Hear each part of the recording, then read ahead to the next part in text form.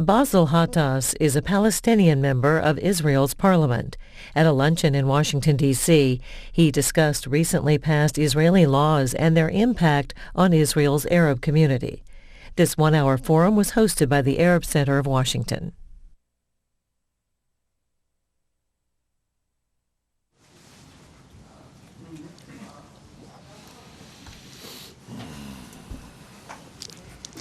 Okay, let's go ahead and start. My name is Khalil Jahshan. I welcome you on behalf of the Arab Center, Washington, D.C., to this special event focusing on legislative developments impacting civil liberties in Israel. And Israeli policies, of course, for most of you who have been aware and observing the situation in the Middle East, Israeli policies have long targeted Palestinian citizens of Israel in all spheres of life, including the economy, education, land, housing, and employment. And that's well documented. It's not news to anybody that's studying or doing research or focusing on the Arab-Israeli conflict and Israeli politics. Most recently, the Knesset approved a series, actually, of legislative steps and are considering a few more steps over the next few months, including a bill even talking about the expulsion of members of the Knesset who are of Palestinian background, designed, of course, to put pressure on members of the Knesset representing Palestinian citizens in Israel. The bill is not necessarily isolated. It is the latest of a series or in a series of legislative efforts and policies that severely encroach on civil and political liberties in Israel.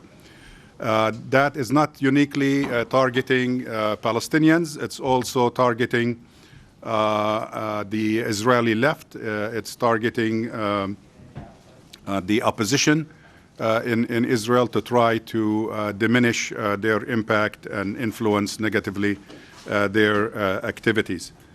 And as a member of the Israeli Knesset, our speaker today has been himself a target of such legislation, and he's definitely very well equipped to explain the process to us and bring us up to date in terms of the most recent developments in this regard, and particularly link it with the internal implications of this legislation to Israeli politics itself, but also to their impact as legislative steps, as important as they are on U.S. foreign policy vis-a-vis Israel, considering the special relationship between Washington and Tel Aviv.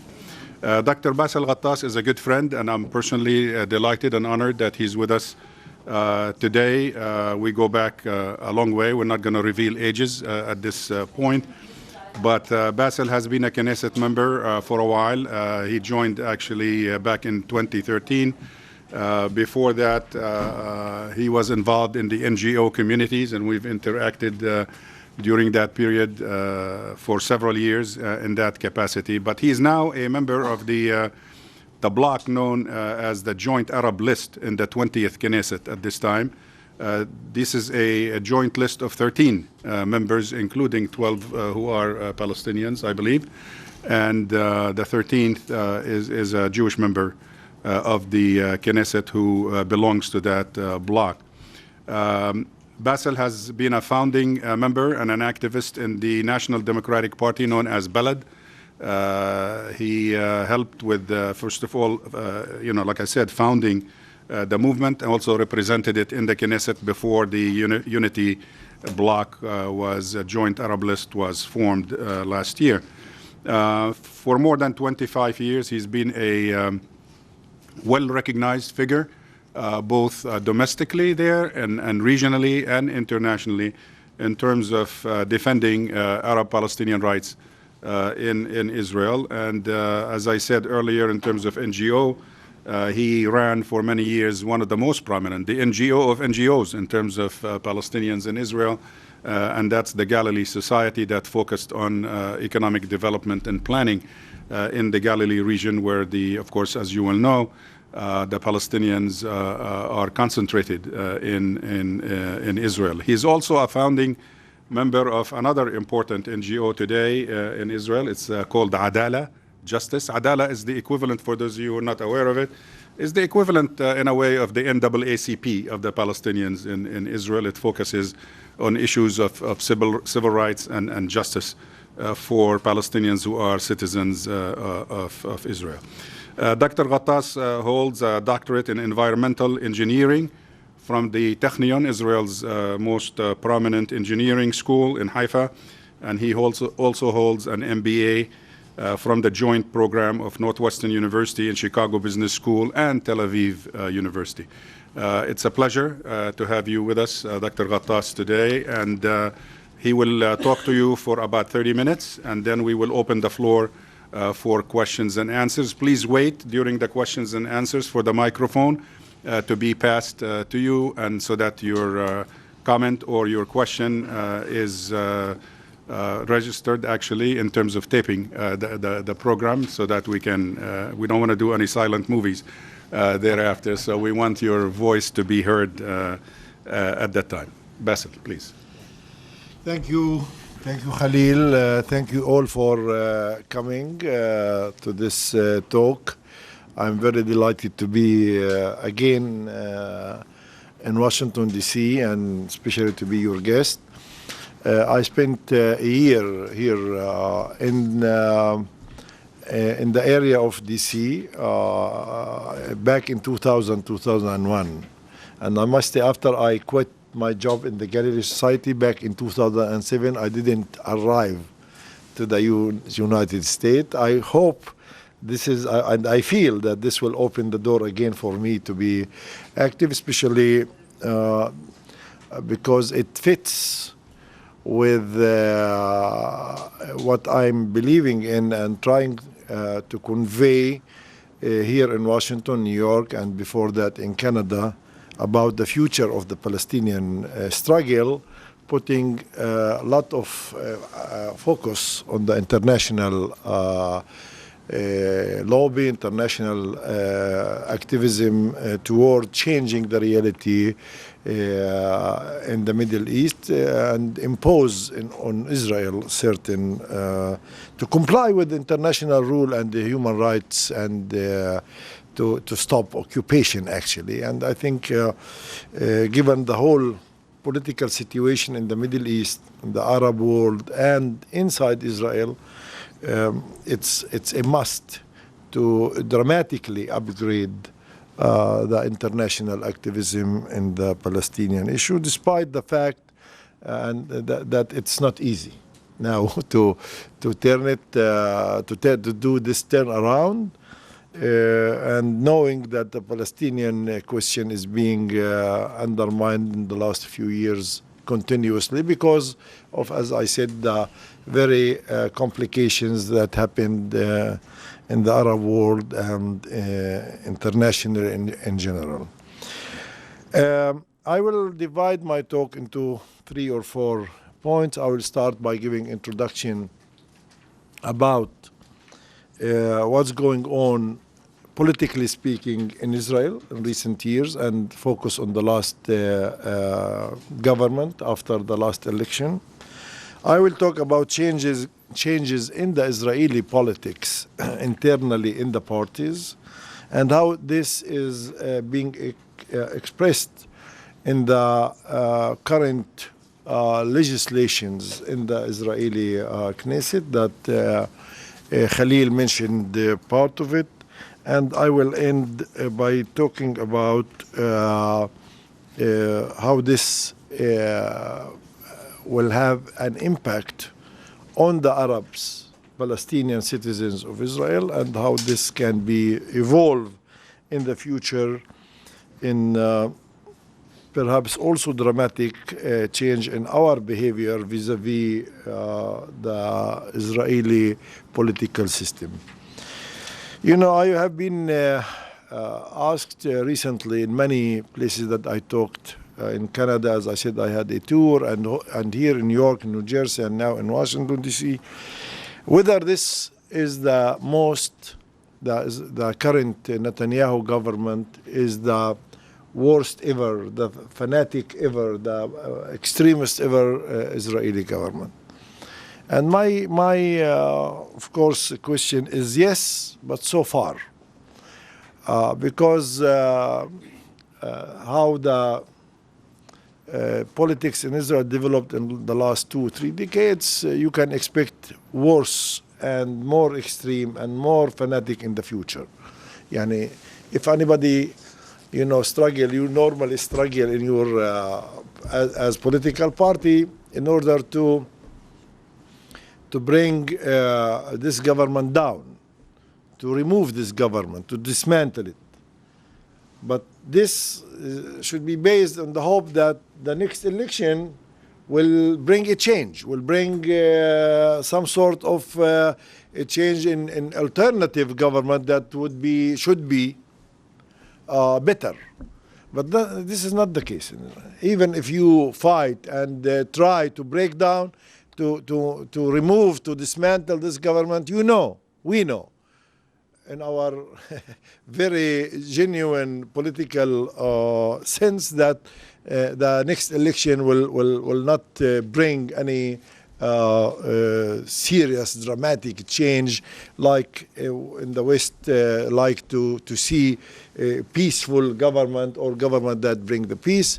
All the changes that could be on the in the Israeli politics is between the Labour Party and the Likud Party, and governments led by the Labour Party, which didn't happen for almost 20 years, or the Likud Party, and the differences in how they conceive the solution for the conflict is not far away.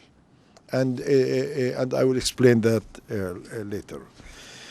So, and another question that they ask me, did Netanyahu or did this Israeli government lost their mind? And I say, no, this is their mind. This is actually how they think.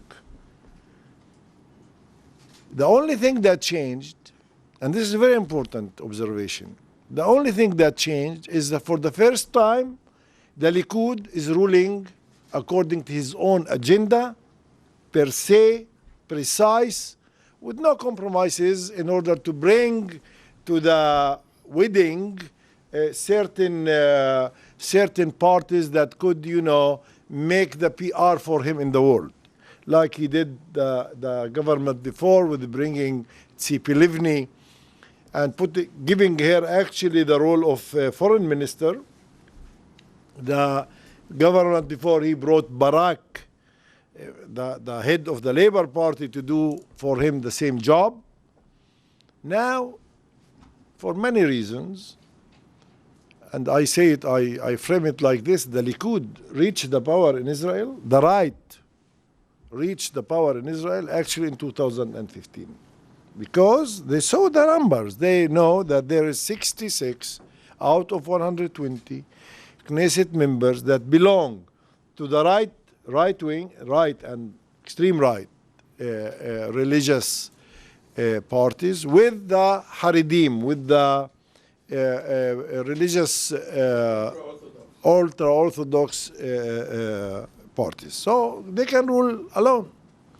And the proof is that 2 months ago, when he had the chance to bring Herzog, he preferred to take Lieberman. He preferred to take Lieberman and give him the defense ministry, and throwing away his major ally inside the Likud party, Moshe Ya'alon. This is not easy. This is a huge observation that Netanyahu made. I want to rule according to my agenda, to the right-wing agenda, and no compromises with anybody. And this, we see it every day in the Knesset. They start thinking this week about certain law, crazy law, fascist law. They decide there's something called the coalition administration. They meet every Sunday after the government meeting. So, okay, we are going on this law. The Monday after, The draft law is on the Knesset hearing. They insist in taking the first reading by, of course, voting. Then it goes to the committee. The committee has to prepare it for the second and third reading. Normally it takes months. Months.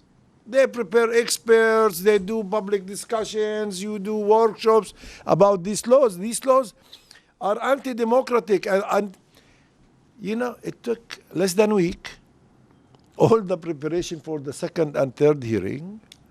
And the Monday after, they bring it for vote for the... a whole legislative process takes two and a half weeks, and the law is already in the Israeli law book. Amazing. Something, and you know, I will jump to another, perhaps bringing this here, another observation. The Likud believe, and of course with all of his allies, that democracy is only about one thing: the majority rule. You have majority, you can rule. That's it. No minority rights, no human rights, no checks and balances, even no division of authorities. Every single legislation that was made in the last few months had aggressively attacked certain authorities of the judicial system in Israel. Like the one that is famous, that putting a minimum punishment, prison punishment, on stone throwers. Yani, telling the judge, you have to give sentence of minimum 2 years. You can't send him home or arrest him for less than that, and etc., etc. In the last law of, and I will of course refer to it later, but see how the Knesset took for itself judicial role. They will decide if this Knesset member have passed or have made certain in his behavior, political behavior, not criminal. You know, Netanyahu more than one time on the podium said, "Oh, but see the largest democracy in the world, the United States, has such a rule, a law in the Congress, in throwing the ability to throw away, to send home a Congress member. But that's only because of criminal acts. In Israel, it's very important to see that by law, if any Knesset member is being convicted in felonies that is also described in details in the law as felonies with shame, immediately lose his seat in the Knesset. Doesn't have to pass another process or another decision. So this law is purely political, giving the Knesset power of the Supreme Court to decide that you have crossed the red lines, or you have did something that is in contradiction with the 3 points that the law specify, that you have to respect the Israel as Jewish state, you don't have to support terror or be active, etc. But who decide if I was supporting terror or not? The majority of the Knesset members. This is how they decide to inactivate the process of the expulsion. The final decision of expulsion needs 90 Knesset members out of the 120. It's really impressive or big majority. And that is this 90 which make the law very clearly designed toward expulsion of Arabic Knesset members. Because it would be, and in many cases, if this law was in the past already in action, we would have been thrown away. Including the last few months when we met, some of us met the families of the victims in East Jerusalem, and we were punished by the ethics committee, expelled me, myself, and Hanin Zobi and Jamal Zahaqa, we were expelled for a few months. If this law was at that time, I'm sure that they would have found the majority of 90 to throw away at least one of us. So the Likud thinks that this is the democracy, the rule of the majority. So this is the only democracy in the Middle East, that they go and, present it as the only democracy in the Middle East. This is it. Continuous attack on freedom of speech, anti-democratic, anti-Arab, spreading daily hatred speech, incitement, continuous incitement by the Prime Minister himself against his own citizens. And you remember the sentence he used in the day of the election. The droves of Arab are coming to the election to vote, calling his own constituency and the Jews to come, and this has helped him achieving this majority. Don't think that this is something that was bubble. No, it has a concrete impact on the election results. What happened with the since the last government was established? You can say that this government and the whole Netanyahu ruling Israel for the last 9 years continuously, is that he continues with what he started as one anchor, cornerstone of his policy, how to manage the conflict. He knows, and everybody knows. I suggest that everybody know that when he spoke about two-state solution in Bar Ilan, that he was lying, and he was lying in purpose as part of his conflict management policy. Okay, I will throw Obama from my shoulder for a few years. I will say two-state solution. But for not 1 second, he really believed in that or did anything, even the smallest step toward progress in that direction. On the contrary, everything that he did as Prime Minister was against any potential feasible possibility to create two states in Palestine. So he believes, and unfortunately it's true. He proved that he can manage the conflict, and all recent developments in the region, in the world, helps him.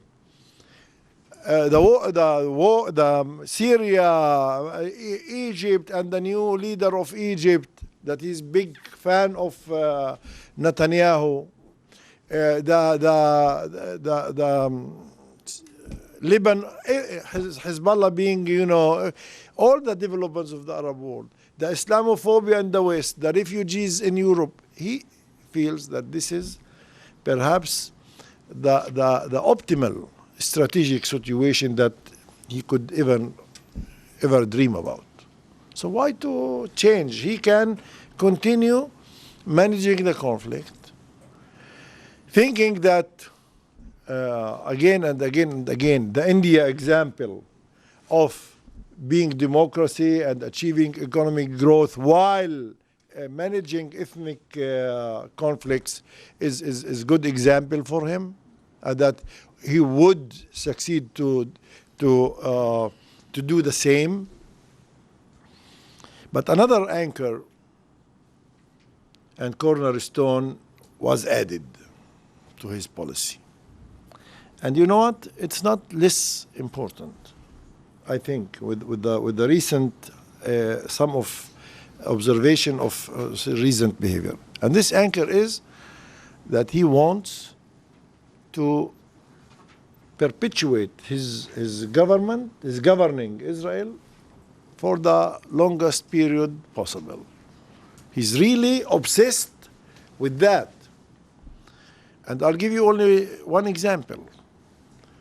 All the economists in Israel, then all of them, including his finance minister, Moshe Kahlon,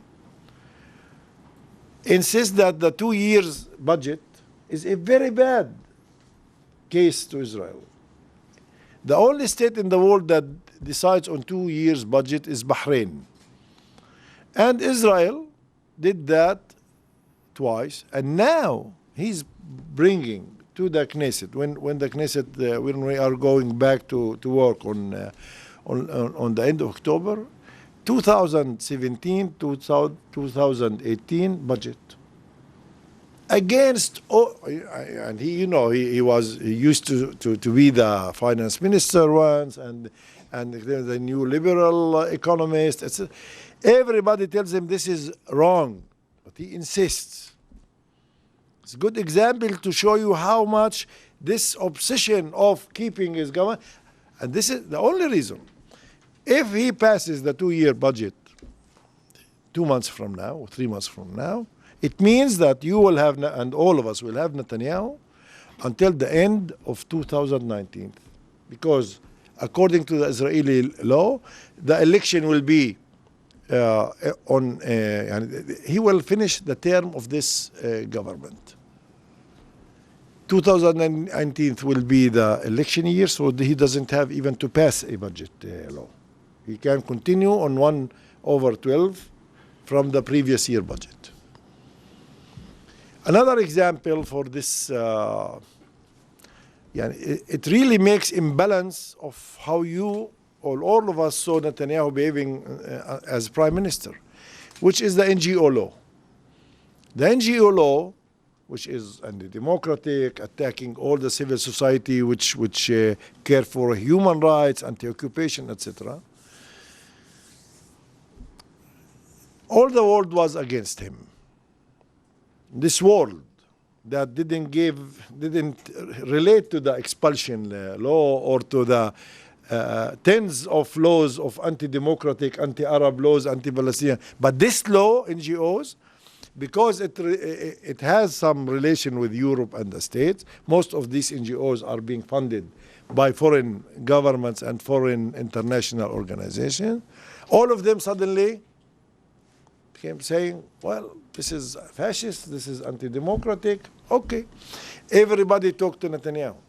Merkel herself phoned him. John Kerry came to the Middle East. One of the reasons was to speak with Netanyahu about this law. He did give, I don't know what to say about, for them, or nothing. Why?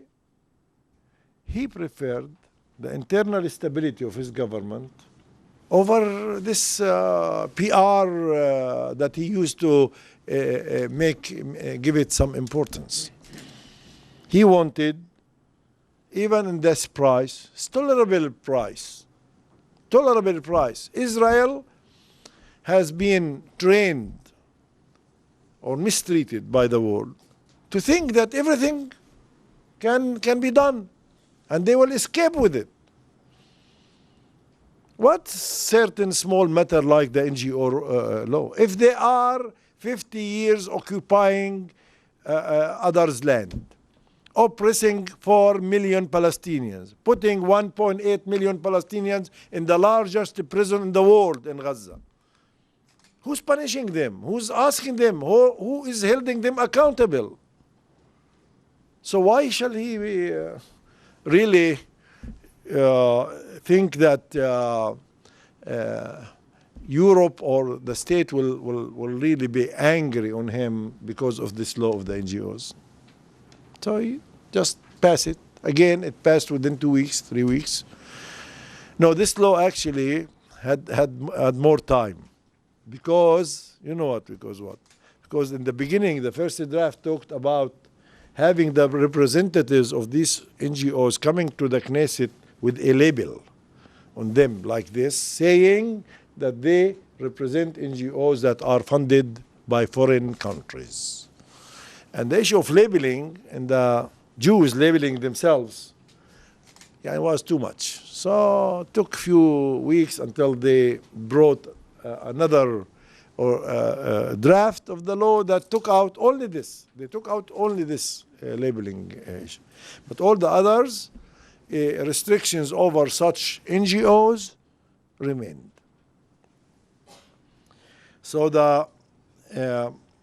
and you know, there was a satiric in the Israeli TV, famous satiric program, that Israel said Israel 2040 or 2035, and the news open with the Prime Minister Netanyahu declared, etc., etc., that they expect him to remain until, and in the second episode, it was 2070 or something.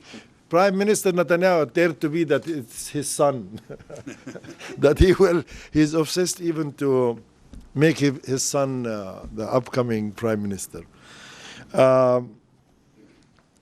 You know, but we have also to see that, and this is very important, again, to try to think this Israeli society, that we are seeing that it's continuously going to the right, continuously going more fanatic, more extreme. And as I said, this will continue all the time that Israel is not paying any price for its occupation, for its denial for the Palestinian rights, and for denial of international UN decisions, international community. They are not punished, not just not punished, and that they are escaping once, every time with their crimes. I was just discussing with my colleague from Adala, trying to remember our meeting with the EU many times, trying to lobby the EU to inactivate. Israel is associate member in the, or non-member state. It's something like that called. But they had an agreement, signed agreement with the EU, giving Israel huge benefits, huge economic benefits. Okay. The Article 2 in the agreement says that clearly, that the parties shall respect human rights, etc., etc. Okay, activate this. Israel is not respecting its human rights. It's the basic. And you publish reports, including, the U.S. government, the State Department, about the human rights violations of Israel. So inactivate this clause. No, not just that. They give them prices. Israel signed with the EU now, a year ago, the 2020 Horizon Scientific Cooperation Agreement. At this time, the EU really enforced Israel to guarantee him that the money will not go for the settlements. Any money will go for the settlements. This is the maximum. So what happened is that the Likud party itself, over the years, which was conceived to be right liberal, almost secular party during the days of Menachem Begin and the followers, became a right-wing, religious, dominated by settlers. Almost they compete with what's its name, the Beit Yehudi, the Jewish of Naftali Bennett, on who is extreme more, who is supporting settlements more, who is building in the settlements more. And the settlers are very strong and organized, perhaps the strongest and most organized sector in the Israeli society. And soon they will have their own militia. They already have their own militia. They have weapons. They have trained, under the role of protecting the settlements. And they can decide in their internal election in the Likud. The candidates for the Knesset are elected in the Central Committee, which numbers 3,500. They have the strongest and most organized group in the Central Committee. They decide who will. That's why every minister has to take them into consideration. They have, the Israeli government have 7 ministers that are settlers by themselves, living in the settlements, living in illegal settlements. And they come and they meet presidents, and they go and meet governments, foreign governments. Nobody tell them, but you are a legal citizen of occupied territories, that you should be withdrawn from that according to the UN resolution, etc. This is how the Likud changed, and this is a major change in the Israeli politics.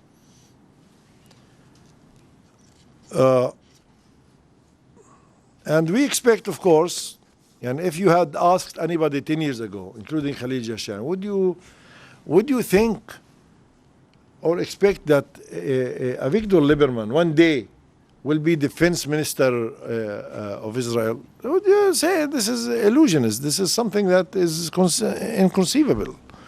That a mad, fascist, vulgar, anti-human right, even I could say thief, be the defense minister of the state of Israel. But this is the reality he became. And that Naftali Bennett, I met him, I can say that on TV, I met him a few weeks ago to talk about issues related to the education system in the Arab community. He's the Minister of Education.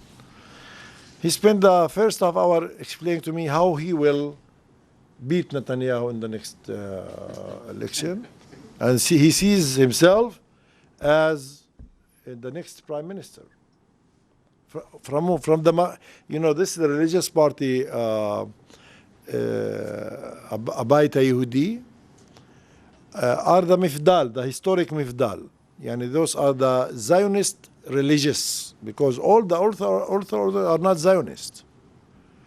This is the Zionist religious.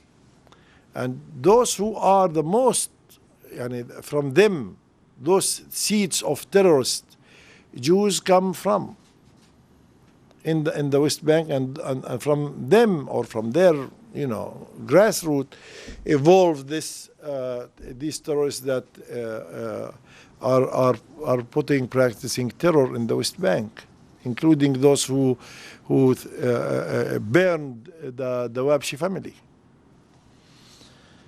To see himself legitimate,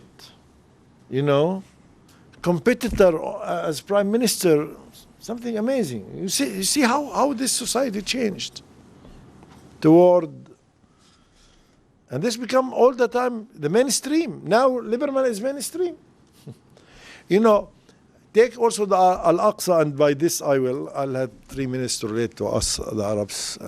But Al-Aqsa, which is the most tense, explosive issue, that every time Al-Aqsa and the Jerusalem, and will continue,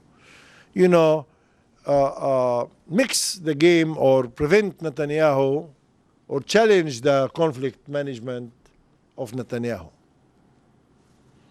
Because it's enough that Al-Aqsa burns 1, 2, 3 days, and the whole region and so those Jews who used to ask to go and pray in Al-Aqsa 20 years ago or 30 years ago were very marginal, small group that everybody thought that they are even mentally handicapped, trying to dance and having this and going inside. Now this movement of the Temple Mount movement, what they call it, is mainstream. Have ministers representing them in the government. Uri Ariel has went there himself and prayed in Al-Aqsa. See how it's very dangerous. They play with the most explosive, and they are ministers sitting in the government. All as Khalil said, and I mentioned, almost all legislation were anti-Palestinian and anti-Arab, and our Jewish state practices on us since '48 didn't. We felt it all the time. We didn't wait that this should be legislated to feel it. All our land was confiscated. We are prevented from building and housing appropriate, decent building and housing policies. Our education system is, all our infrastructure is really appropriate to slums in the large cities in Latin America, even not in New York. But still, as community, as ethnic minority, collectively thought that we shall participate in this Israeli political game, and we shall go and try to represent ourselves in the Knesset, in the parliament, at least to bring our voice, at least to have the freedom to defend our interests in the the highest level possible. And the Knesset give us that possibility, used to. And what's happening rapidly with these laws, that we are feeling that even this, and the margins of the Israeli democracy is getting narrower every day, that we might find ourselves in a position to say, I said more than once in my speeches, guys, you are changing the game rules. We might decide not to play it anymore. This is not the game that we wanted to participate in, at least to be able to stand here and speak. Even this you are taking from us. And I suggest for all of us to take my words seriously, that the Arabs might reach in very, very short time the recognition that participation in the Israeli politics, in the Israeli election, might really then become turning us as the fig leaf of the Israeli democracy. This is for sure we don't want to be. We are now accused by many fractions in our society that boycott the election. That you are actually giving the Israelis the best proof to say in the world, see, you have 13 Arabic Knesset members, you are participating in the election.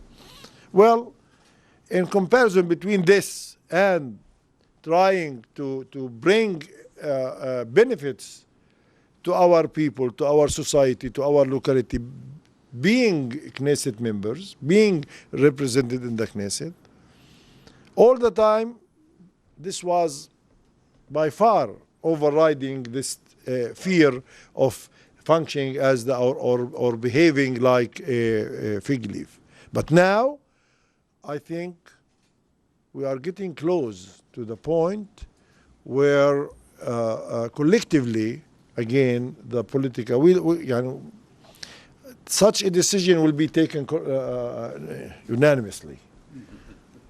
Okay? But I think the conditions are on the ground in pushing us toward that decision to boycott the Israeli election and say to them, okay, play alone. This is your democracy, not ours. This is your Jewish state, not ours. Go and play alone. I hope, sincerely hope, that we'll not reach that, and that we will continue to feel that political participation is better for us. I hope so, but I don't feel that this is the case. Thank you very much.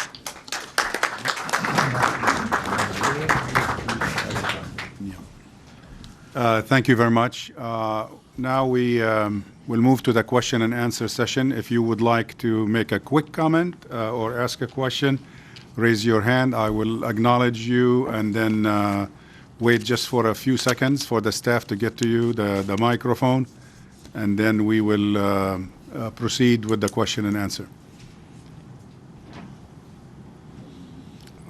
Okay. Go ahead. Can you hear me? Yeah. Okay, so my question is regarding the Israeli strategy and Netanyahu's strategy. I think you talked about Netanyahu actually managing the conflict, but I think there's a much deeper strategy that has been all along, which is the slow but ethnic cleansing of Palestinians within 1948, as well as within the West Bank and Gaza. So we see that in controlling Area C, which is about 60% of the Palestinian territory, supposedly the future state of Palestine. So the strategy is really Israel controls the full resources in 1948 and squeezing the Palestinian population within it. So, and we see the dramatic decrease in population growth. It used to be the highest growth in the world. Now it's decreasing dramatically. So the Israeli strategy is very clear. Control demographics and squeeze the Palestinians both in 1948 and in 67. And then with that result, in 50 years from now, there is nobody to actually even talk to. We have very small ethnic minorities basically following the Indians, the native Indians in the US. So that's on one hand. So the question to you is, what is the strategic thinking on the Palestinian side, both in 1948 and in 67, given that this is really the strategy? And the other part of the question is, well, is this really the strategic thinking now, is to withdraw from the Israeli politics completely? And is it, to what extent it's unanimous? We know that the Islamic movement has declared that, or parts of it, at least the northern part, has declared that they've walked out of it for a long time now. So is this now becoming more and more common, and to what extent? Thank you. Go ahead. I will answer. Yeah.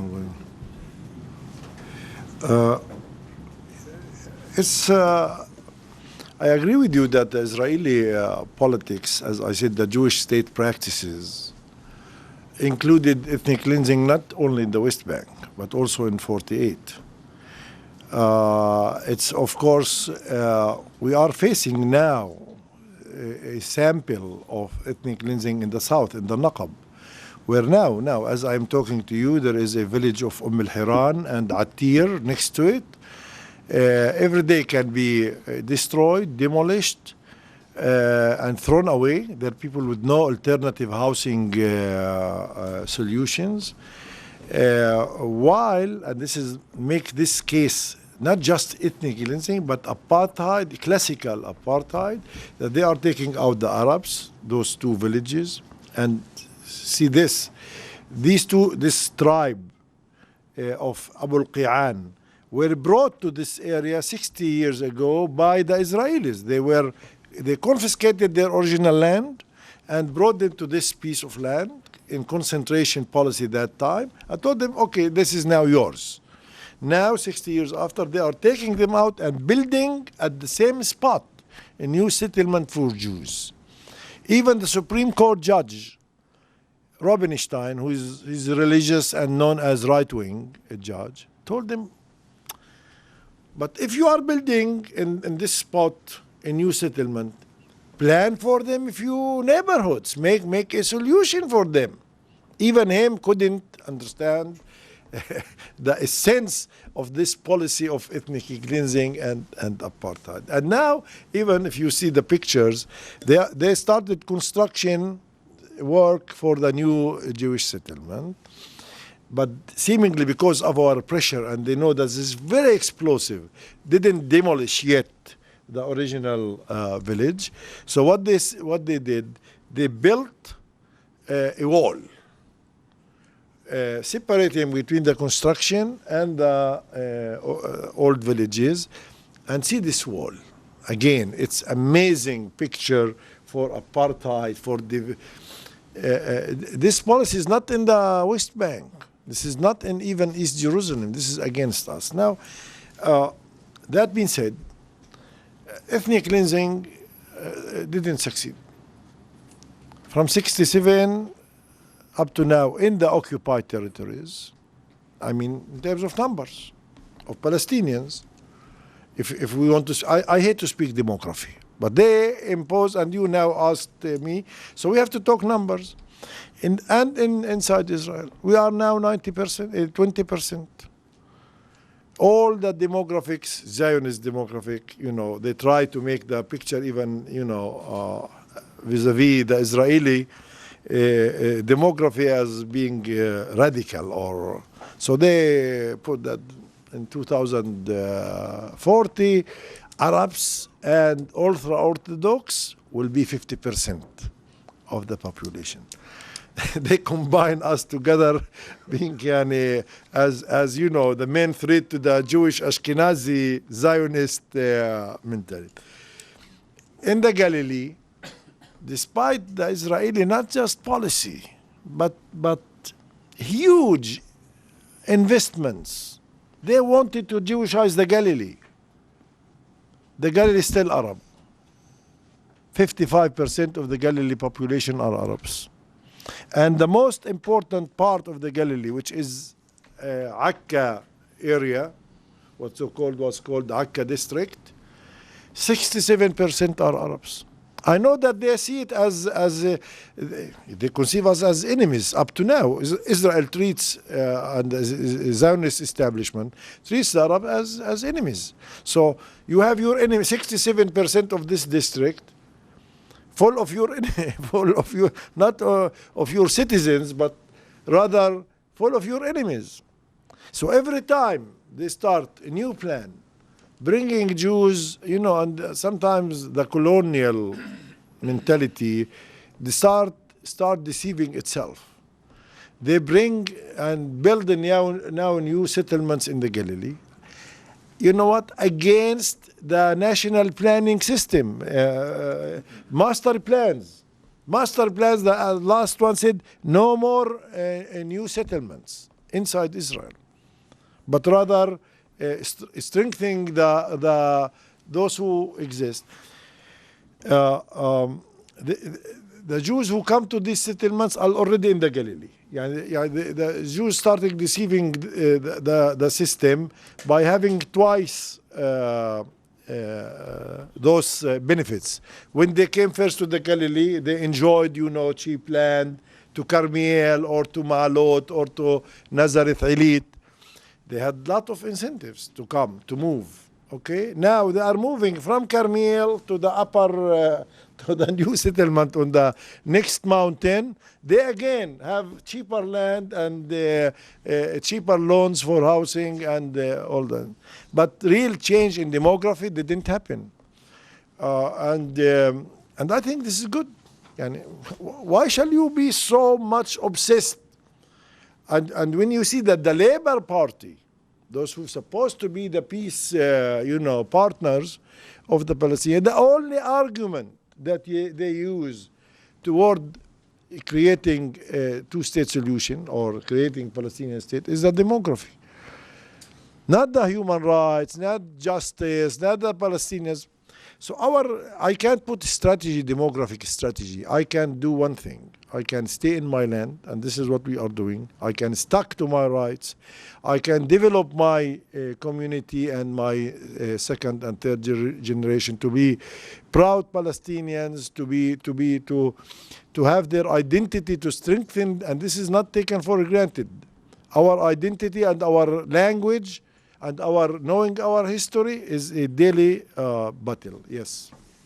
Okay, we have two hands on this side here, halfway down the table. The young lady here first, please. Yeah, please state your name and your affiliation. Hi, Rachel Oswald, reporter with Congressional Quarterly.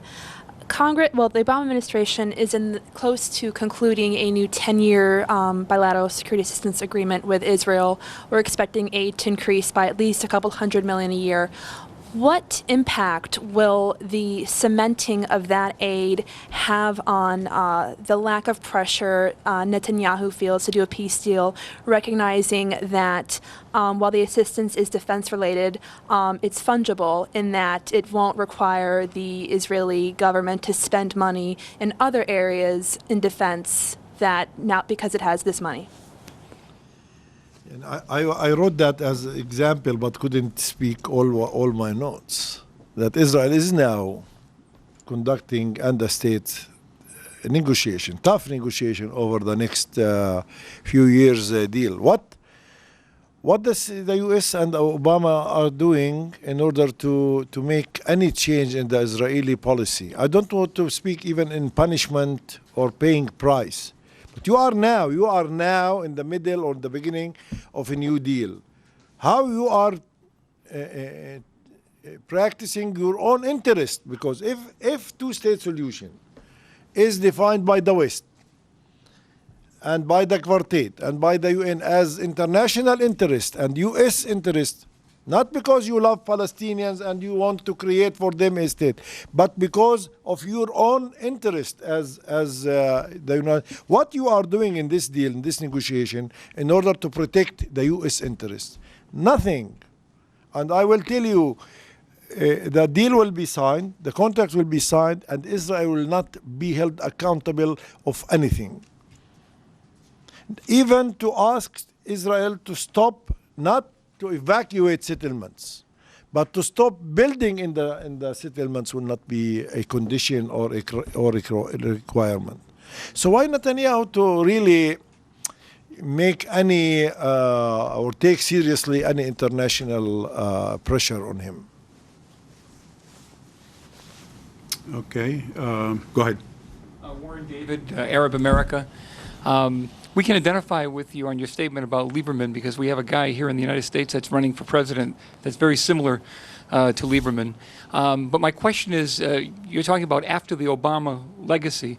How does the presidential election, what do you think is the future as a result of the two people that are running for president as far as the establishment of a Palestinian state in the future? How do you feel the election is going to affect that? Perhaps we learned, the Palestinians, since long time ago, that the results of the American election do not have any impact on us.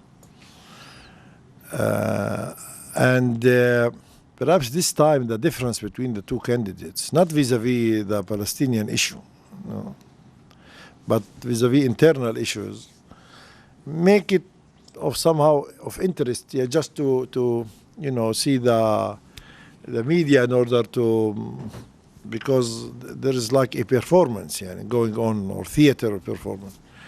But I don't foresee really any impact.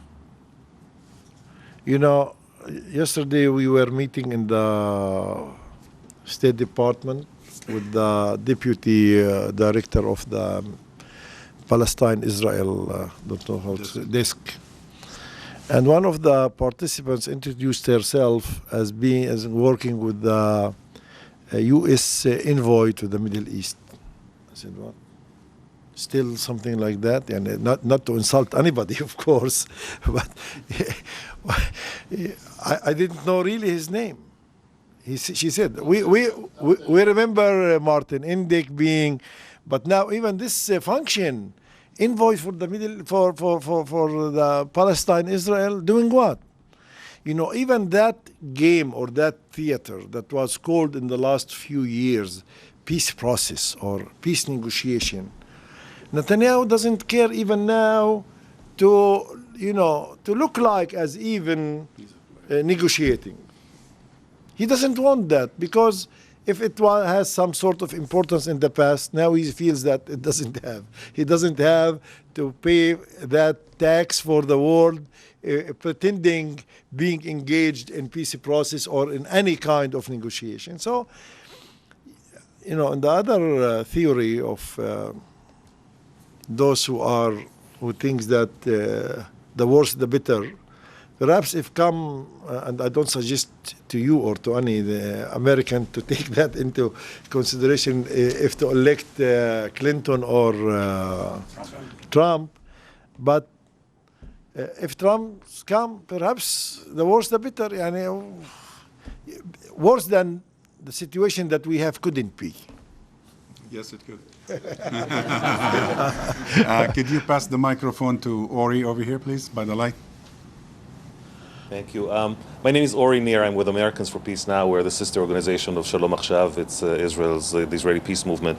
My question to you is: you spoke about a scenario in which Palestinian citizens of Israel may disengage from electoral politics, and my question is whether they do or not, particularly if they do.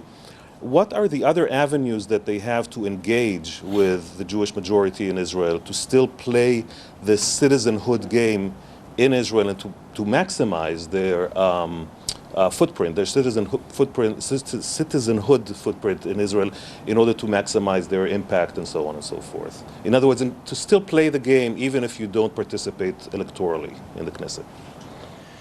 Well, I come from a party, Balad Party, that had built its political project, which very much became the whole Arab community project, built on two major anchors. One is fighting and struggling for the state of Israel to become a state for all of its citizens. And this is something that we convey to and see it as a solution for the Jews and the Arabs in Israel. Because a civil democratic state that they differentiate or separate religion from the state, it's for the best interest of all of us, not for the Arabs.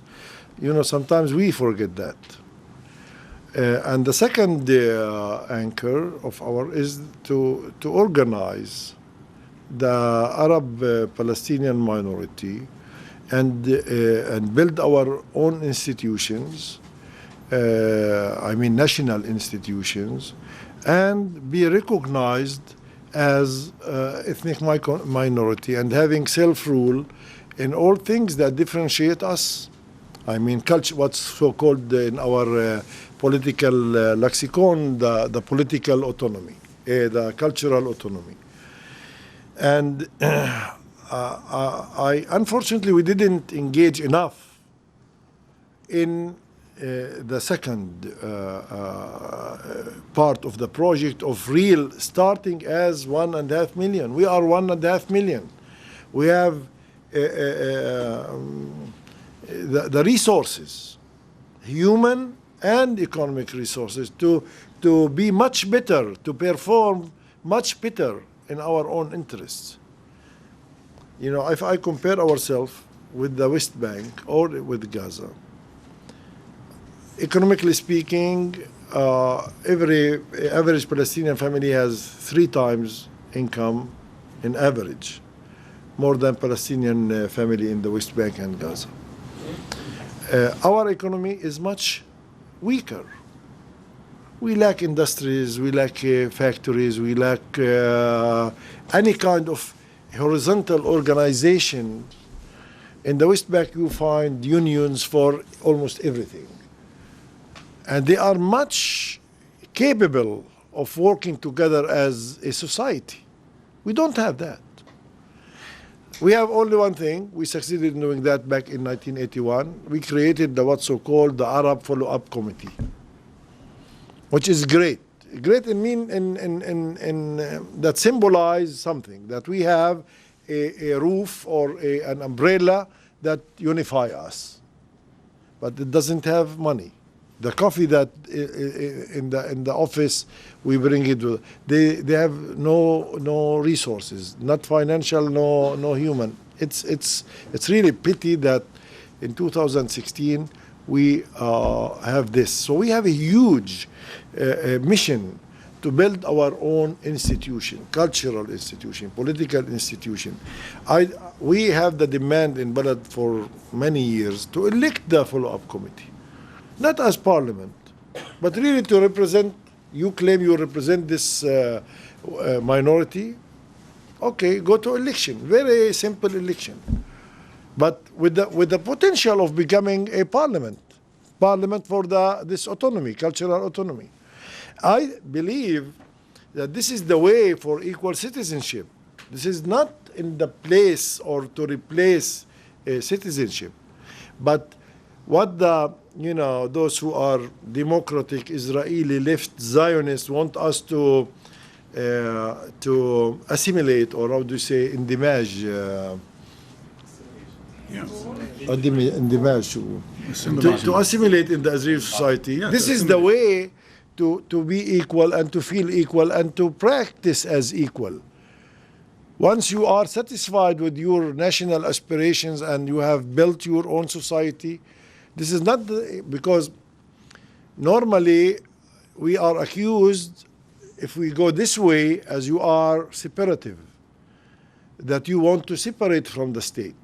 We are not talking neither about geographic or political or any kind of autonomy.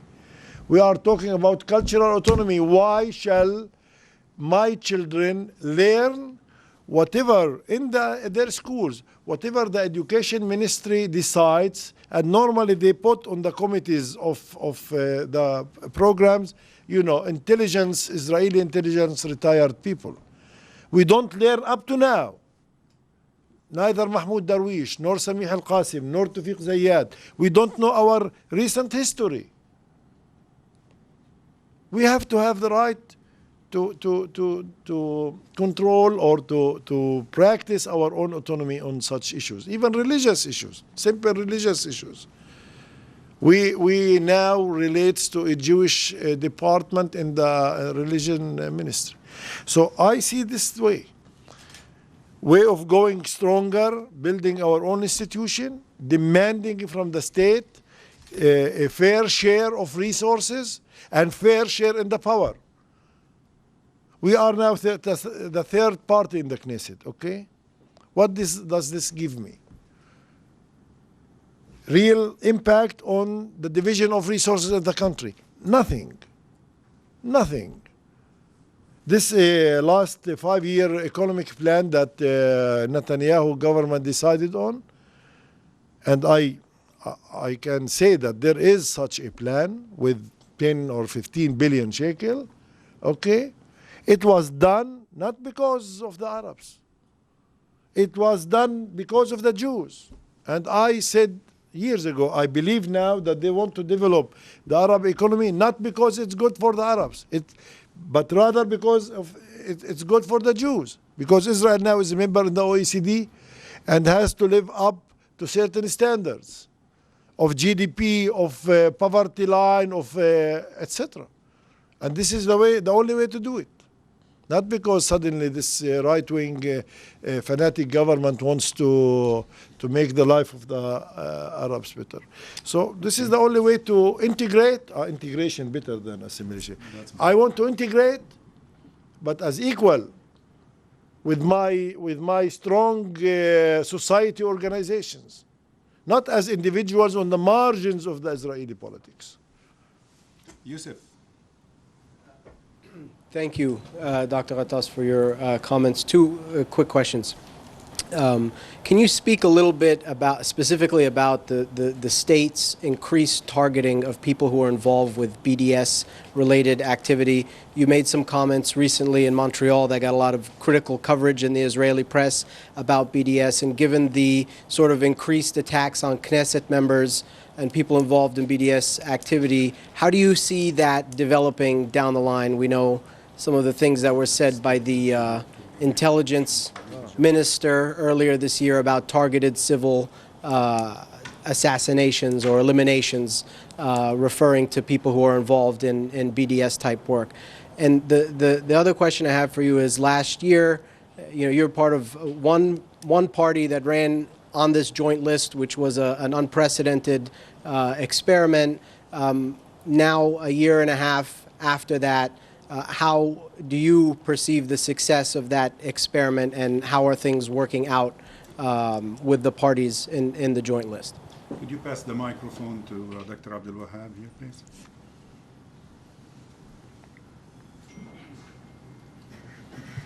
Thank you, Dr. Ghattas. Abdul Wahab al-Qassab, Markaz al-Arabi.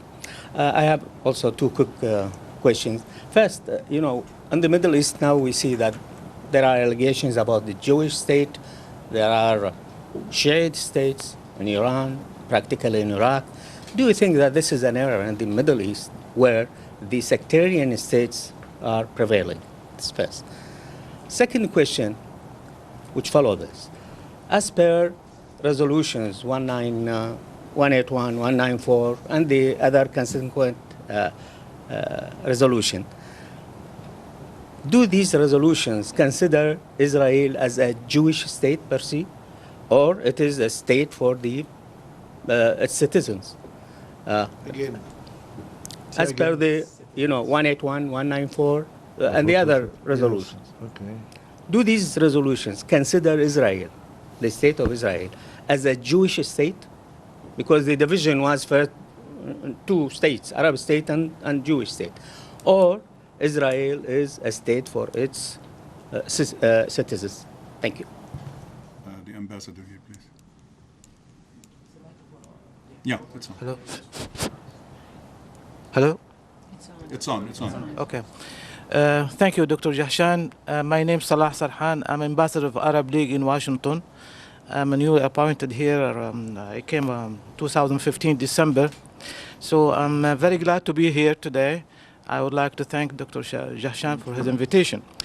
Dr. Ghattas, we had an honor to host your colleague in the Arab League, and he talked to same thing similar what we are saying now, and he briefed the Arab ambassador about this bad situation on the Palestine and what is how they are being treated in the Knesset, and he had a good feedback from the Arab ambassador.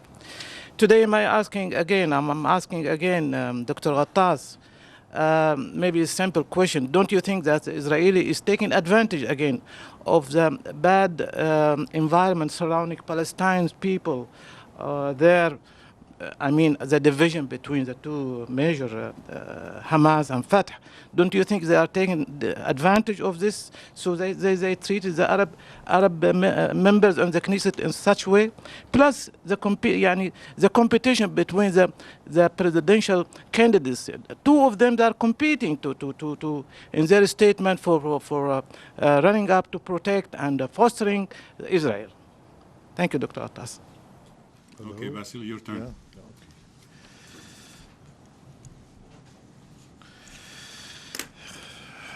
Thank you all for the questions. I am especially happy about the question about BDS.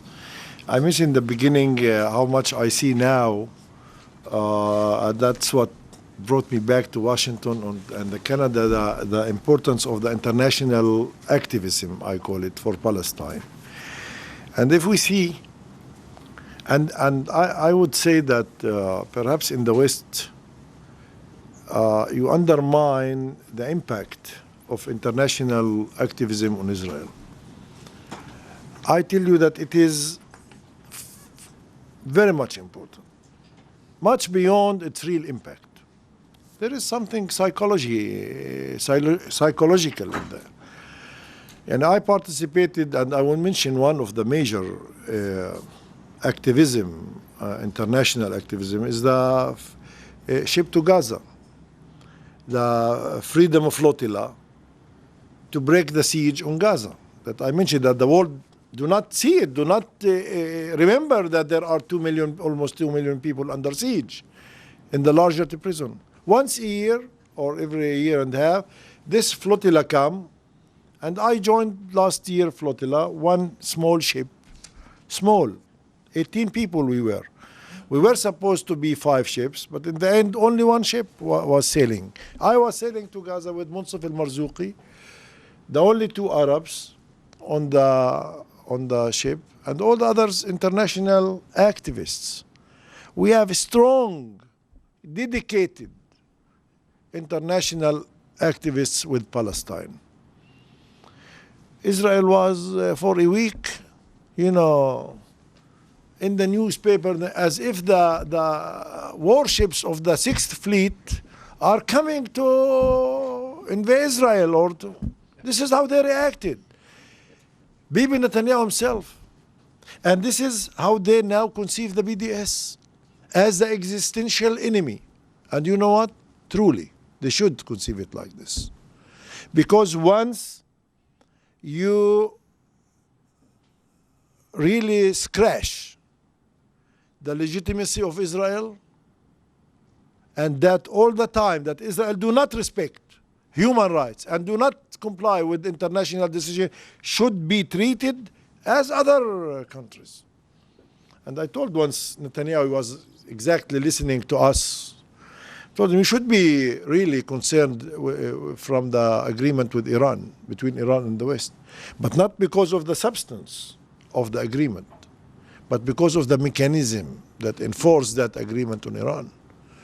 This mechanism, I told him, you will face this mechanism at certain time.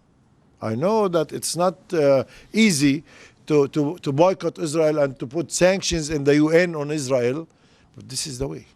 I tell you, this is the way. That's why the work of the BDS is very important.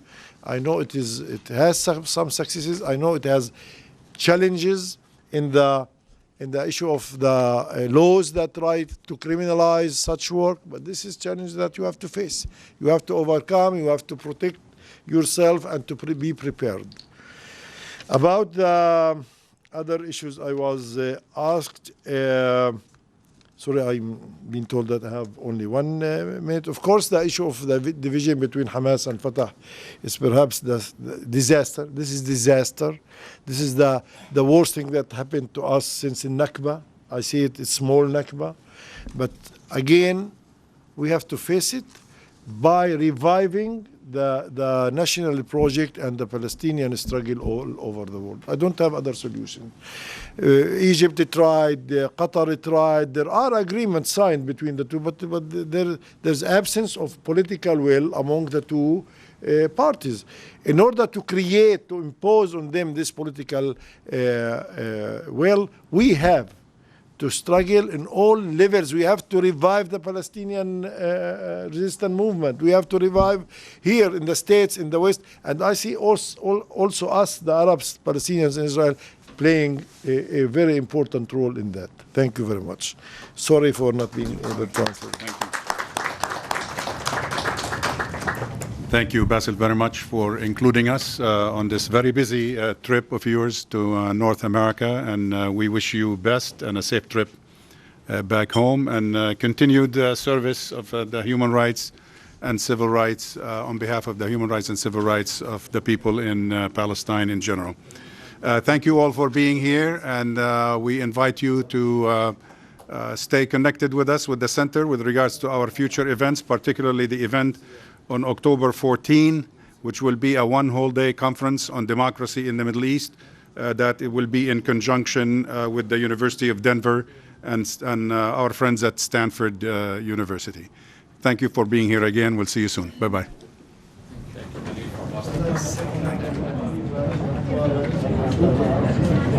Good job.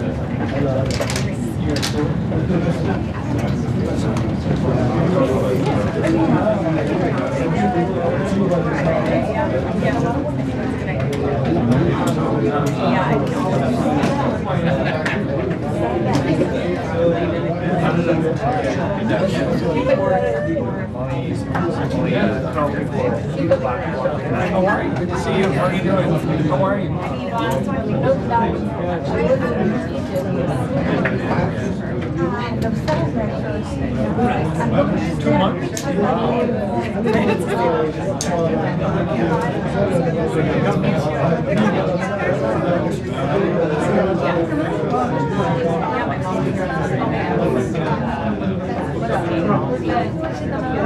you?